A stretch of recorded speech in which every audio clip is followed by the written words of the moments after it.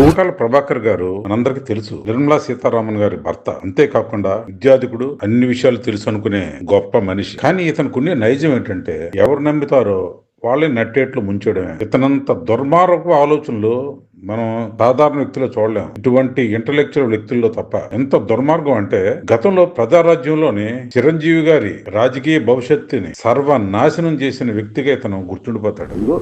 ఈ కమిటీ చేసింది, ఈ సంతకాలు పెట్టారు, వీళ్ళు ఒప్పుకున్నారు అని ఎందుకు చేయట్లేదు? ఎందుకు చెప్పడం లేదు? పారదర్శకత ఎందుకు లేదు? ఒక చట్టం ఎందుకు లేదు? ఒక వ్యవస్థ ఎందుకు లేదు? ఒక చర్చ ఎందుకు లేదు? ఒక సలహా ఎందుకు లేదు? ఒక సంప్రదింపు ఎందుకు లేదు? ఏమైందో ఏమో, రాత్రే చిరంజీవి గారు కూర్చునే సీట్లోనే కూర్చొని ఆయనకే టెండర్ పెట్టేశాడు. ఇతను మాట్లాడడం చాలా నైస్ గా, చాలా ఒబీడియంట్ గా మాట్లాడతాడు. కానీ లోపలంతా విషం కక్కే నైజమే. అది మనలాంటి సామాన్యులకు అర్థం కాదు. మినిమం డిగ్రీ చదివిన వాళ్ళకి అయితేనే అర్థం అవుతుంది. ఎందుకంటే ఎంత పొలైట్ గా మాట్లాడతాడంటే ఇతనికి అన్ని తెలుసు అనుకుంటాడు. చదువుకుంటే జ్ఞానం వస్తుంది, కానీ మంచితనం రాదు కదా. మంచితనం రావాలంటే మనిషి మంచోడై ఉండాలి. నిర్మలా సీతారామన్ మేడం ఎంత జెన్యూన్, ఎంత మంచి పర్సన్, ఖచ్చితంగా దాని క్వైట్ ఆపోజిట్ లో ఉంటాడు. ప్రజారాజ్యం పార్టీ ఒకరిది అనుకుంటారు. చిరంజీవి గారు స్టార్ట్ చేశారు అనేదే ఉంటది. రికార్డ్స్ లో కూడా రికార్డ్స్ లో ఉండదు. రికార్డ్స్ లో ఉండదా? రికార్డ్స్ లో ఉండదు. ఎక్కడ ఉంటుందంటే వికీపీడియాలో మీ మీడియాలో ఉంటాయి, పాపులర్ గా ఉంటుంది. ఇందాక మనం అనుకున్నాం కదా, కొన్ని అలా ఉంటాయి. ఇప్పుడు నరసింహరావు గారికి 20 భాషలు వచ్చినట్టుగా ఉంటుంది. కాదు, వాస్తవం కాదు కదా, ఆయనే చెప్తారు కాదని. సో ఆ పార్టీ రిజిస్ట్రేషన్లో నా సంతకం ఉంటుంది, ఇంకా 4-5 సంతకాలు ఉంటాయి. ఇది ఒక ఆల్టర్నేటివ్ కావాలి అనుకుని 10 మంది కలిసి కూర్చుని పెట్టినటువంటి పార్టీ తప్ప ఎవరో ఒకళ్ళు పెట్టి వీళ్ళందరూ జైలు మిగతా వాళ్ళంతా వెళ్ళి చేరి బయటకు వచ్చి లోపలికి వచ్చి కాదు.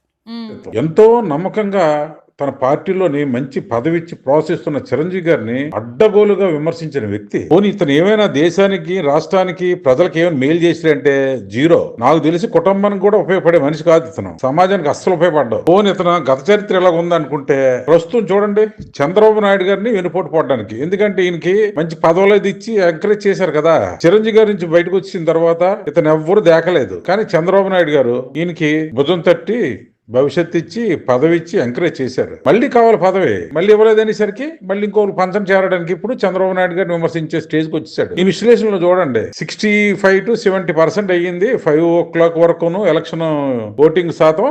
ఆ తర్వాత అంత ఎలాగొచ్చేసింది? 75 to 80-90% ఎలాగొచ్చిందని అడుగుతాడు. అయ్యా ప్రభాకర్ గారు, మనం ఎప్పటి నుంచో చూస్తున్న ఎన్నికల ప్రక్రియను లాస్ట్ మినిట్ లోనే ఎక్కువ ఓట్లు పడతాయి. మీరు ఎలక్షన్ బూత్ 5 గంటలకు క్లోజ్ చేస్తే 5 గంటలకి ఇంకొక 3 గంటలకు సరిపడా ఓటర్లు బయట నిలబడిపోతారు. ఆ సంగతి మనందరికీ తెలుసు, సామాన్యంగా చదువు లేని వాళ్ళకి కూడా తెలుసు. కానీ మీకు మాత్రం తెలియదు. ఏదేదో హోవలో ఏదేదో కబూత్ కల్పనలు క్రియేట్ చేసి ప్రజల్లో కన్ఫ్యూజన్ క్రియేట్ చేసి మీ పబ్బం గడుపుకొని చూస్తారు. దిక్కుమాల రాజకీయం అయిపోయింది సార్ ప్రభాకర్ గారు. మిమ్మల్ని మేము ఎప్పుడు కూడా చిరంజీవి గారితో ఉన్నప్పుడు గాని బయట ఉన్నప్పుడు మిమ్మల్ని అసలు మేము దేకలేదు, పట్టించుకోలేదు. కానీ మీరు మాత్రం మీకేదో అన్ని తెలిసిన మేధావులాగా ఇలాగా వ్యక్తుల్ని లేదా వ్యవస్థ నడిపించే పెద్ద మనుషుల్ని కూడా కించపరిచి మాట్లాడడం మాత్రం చాలా బాధాకరం విషయం.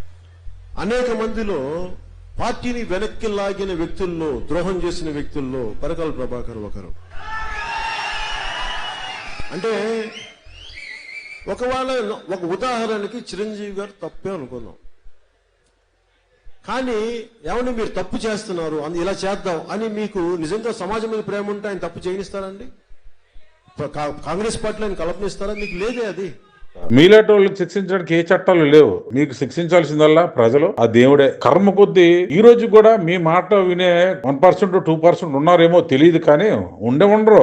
ఎందుకంటే మీలాంటి మోసగారితనం ఉన్న మనుషుల మాటలు ఎవరు ఉంటారు చెప్పండి? మోసగారితనం ఎందుకు అంటున్నామంటే చిరంజీవి గారి పార్టీలో ఉండి ఆయన నిలువున నెట్టెట్ ముంచేశారు. ఫోన్లే ఆదరించిన చంద్రబాబు నాయుడు గారిని కూడా ఈ రోజు నెట్టెట్ ముంచడానికి సిద్ధం అవుతున్నారు. అయితే విచిత్రమైన విషయం ఏంటంటే మీలాంటి వాళ్ళ వల్ల అలాంటి వాళ్ళకి ఏం పెద్ద ప్రభావం పడదు. అందువల్ల పెద్ద బాధపడాల్సిన చేయాల్సిన అవసరం లేదు, కానీ మీ వ్యక్తిత్వం మార్చుకోండి సార్. ఇప్పుడు ఆల్రెడీ మీకు 60 నుంచి 70 ఏళ్ల వయసు ఉంటది, మీకు ఇంకా అదే వ్యక్తిత్వంతో ఉండడంలో అర్థం లేదు కదండి. అది చూసే వాళ్ళకి వినే వాళ్ళకి చాలా బాధగా ఉంటుందండి. మీరు జగన్మోహన్ రెడ్డి గారిని చేరాలనుకున్నా, లేదంటే ఇంకో పార్టీలు చేరాలా, పార్టీలు చేరిపోండి. ఆ పార్టీ భావజాలను పుణుకుపుచ్చుకొని కండువ వేసుకొని మీకు ఏం చెప్పాలని చెప్పండి. మధ్యస్థంగా ఉండి ఆ ఉన్న మనుషులకి ఎవరైతే మేలు చేసిన వాళ్ళకంతా గోతులు తవ్వేసి మళ్ళీ ఆ తర్వాత మళ్ళీ ఎక్స్పర్ట్లు చేరుతారు. ఇదేనండి మీకు చెప్పిన చదువు, నేర్పిన విజ్ఞానం. ఆలోచించండి సార్, మేలుకోండి సార్. సామాన్యులు కూడా మిమ్మల్ని తిట్టుకునే రోజులు వచ్చాయి సార్. ఎందుకు సార్ ఇలాగా? ఈ రోజు ప్రతి ఓడికి తెలుసండి ఏం జరిగింది, ఏం జరుగుతుంది, ఏం జరగబోతుంది అనేది. మీరు చెప్పేంతే వినంత